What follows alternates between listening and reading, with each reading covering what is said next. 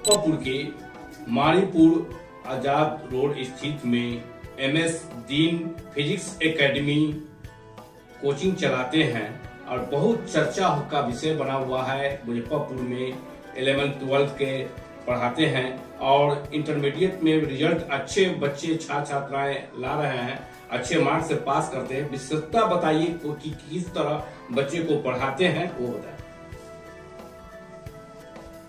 Sir मेरे यहाँ जो सर क्लास 8 से लेके 10th तक जो फाउंडेशन बैच है वो भी चलती है और साथ ही साथ जो है 11th-12th का जो है फिजिक्स का क्लास हम लेते हैं।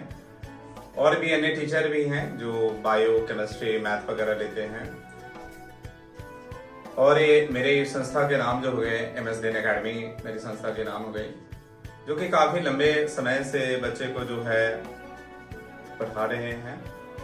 और मेरी कहानी बहुत ही माने अलग है थोड़ी, जो कि अपनी जो ये स्ट्रगल जो है हमने 2002 से शुरू किया। 2002 से पहले हम खुद भी शिक्षित नहीं थे। अप्रॉक्स मेरा एज लगभग 10 साल की रही होगी, लेकिन एजुकेशन हमारे समाज में या हमारे गांव मोहल्ले में या हमारे अपने लोगों के बीच नहीं थी। हमारे आसपास एजुकेशन का माहौल नहीं था, इसलिए हमें एजुकेशन नहीं मिल पाई। लेकिन जब 2002 में जब एक साक्षर भारत अभियान जब चल रही थी, उस पीरियड से मेरी संघर्ष शुरू हुई।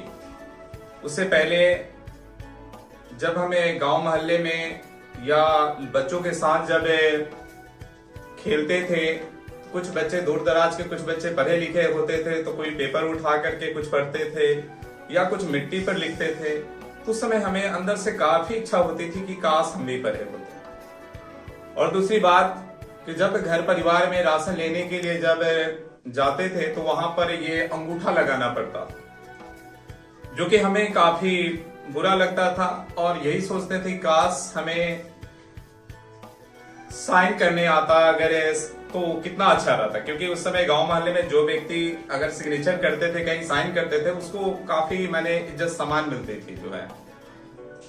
तो हमने 2002 में जब साक्षर भारत अभियान चला तो हमारे दरवाजे पर ही जो है गांव के ही एक मामा लगेंगे, वही हमारे गांव पर ही पढ़ाना शुरू कर रहे थे, जिसमें हमारे मामा मामी नाना नानी या जो भी बूढ़े बुजुर्ग लोग हैं सभी पढ़ते थे। तो उस पीरियड में मेरे पास लगभग 100 या 150 रुपये मेरे पास थे। हमने बगल के जो है दुकान से जाकर के स्लेट पेंसिल लिया और उसके बाद जो है हमने जो है पढ़ना अपना जो है शुरू किया। अब हमें पढ़ने में काफी अच्छा लग रहा था, तो अपने छोटे छोटे भाई जो हमारे छोटे भाई जो वहां बसेठागढ़ एक स्कूल है, उसी स्कूल में जाते थे पढ़ने। तब हमने क्या किया कि उन लोगों को, छोटे भाई को जो हमने टॉफी खिलाया और लोग से ये किया कि बाबू तुम्हारे स्कूल हम भी चलेंगे, तो बोले कि ठीक है भैया आप चलिएगा। जब हम अपने स्कूल गए तो हमारे एज के बच्चे जो है काफी 5-6 ऊंचे क्लास में थे जो है, और हमें काफी जो है माने डिसमोटिवेट करते थे और चिढ़ाते थे कि हाँ गधे की तरह हो गया और 1 क्लास में पढ़ रहा है 2 क्लास में पढ़ रहा है। लेकिन हमें अंदर से जो है और वो बात जो हमें और भी झकझोर देता था और ये लगता था कि हम भी एक दिन पढ़ लिख करके जो है बड़ा आदमी बनेंगे और इन लोग से आगे निकलेंगे। उसको कर दिया।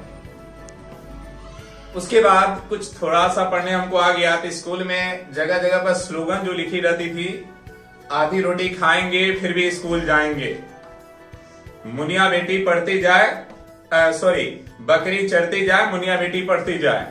तो ऐसे ऐसे स्लोगन हमारे अंदर से और भी अपने आप को आगे बढ़ाती थी। और उसके बाद हमने हर चीज को, अपने सुख को त्याग करके और पढ़ने में लग गए हैं।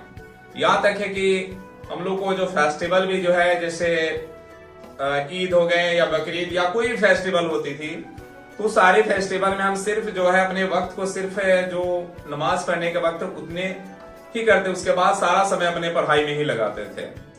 उसके बाद जो पैसा मिलती थी पैरवी के लिए, जो पैसा जो उसका भी हम लोग स्लेट पेंसिल या कॉपी कलम में ही यूज करते थे। तो इस तरह से वहां से सफर चलते रहे और हर क्लास में हम बेस्ट परफॉर्मेंस करके आगे बढ़ते गए जो है। उसमें बहुत सारे टीचर हैं जो हमें काफी सपोर्ट किए और मोटिवेट किए। उस तरह से हम पढ़ते गए और हर क्लास में टॉपर भी रहे। तो गांव में भी जो है कई सालों तक जो है गांव में जो है बच्चे लोगों को पढ़ाए। उसके बाद फिर जो है 10th अच्छे नंबरों से पास होने पर जो है टॉप होने पर जो है, हालांकि फैमिली का ऐसा कंडीशन नहीं था कि हमें शहर भेजे, लेकिन अच्छा परफॉर्मेंस और गांव समाज में जब टॉप हुए तो काफी इज्जत सम्मान मिल गई।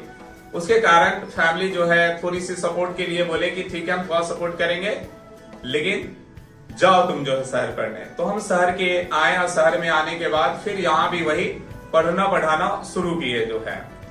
तो अपने जीवन को जो है स्ट्रगल को देख करके अपनी संस्था का नाम हमने स्ट्रगल क्लासेस करके रखा जो है। और उसके बाद हर जो 8 to 10th और 11th 12th जो भी क्लास हमने पढ़ाया, हर क्लास के बच्चे जो है मेरे यहाँ जितने भी बच्चे आए सभी बच्चे A to Z बच्चे, कोई भी बच्चे मेरे यहाँ फेल नहीं हुए। हर बच्चे बेस्ट लेवल के पोजीशन में आए।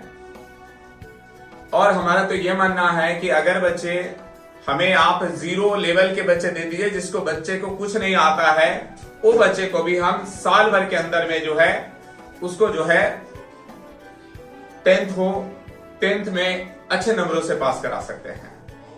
लेकिन बच्चे के सिर्फ जो है इच्छा शक्ति होनी चाहिए पढ़ने की जो है। अगर बच्चे में इच्छा शक्ति अगर पढ़ने की है तो उसके जो उम्र या क्लास ये कोई मायने नहीं रखता है।